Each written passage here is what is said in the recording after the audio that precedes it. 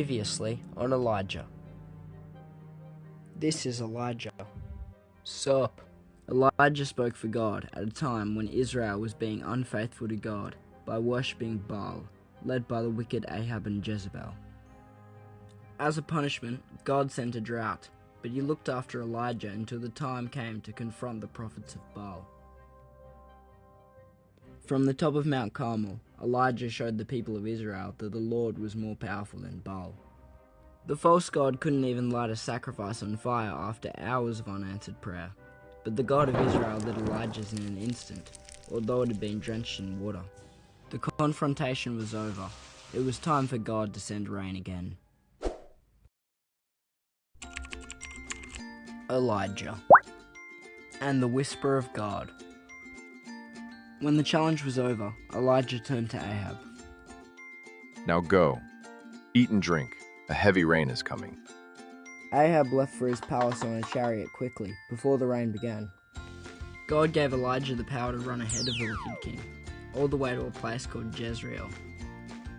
When Queen Jezebel heard about what happened on Mount Carmel, she was furious. She sent a messenger to find Elijah and tell him that she wanted him dead. So you see, blah, blah, blah, blah, blah, blah, Queen Jezebel, blah, blah, blah, kill you. Elijah was scared. He ran away to the desert and sat under a bush, tired and depressed. He had lost faith that God could use him as he had done before. Elijah fell asleep.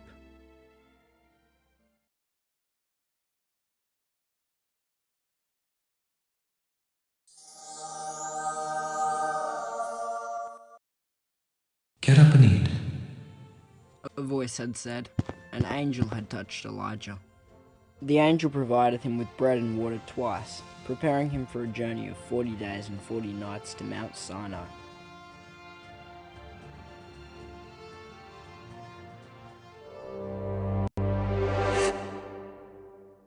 When he got there, he lay down in the cave and slept again. Elijah, why are you here? God asked. Elijah was prideful. He thought he was the only faithful believer left in all Israel. Stand in front of me, on the mountain. A very strong wind blew. But God was not in the wind.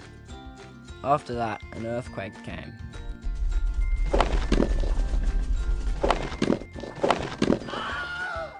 But God was not in the earthquake.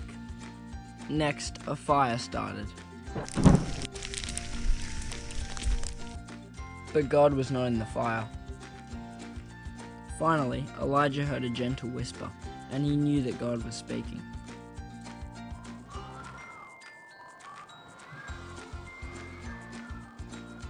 God told Elijah that there were still 7,000 faithful believers left in Israel.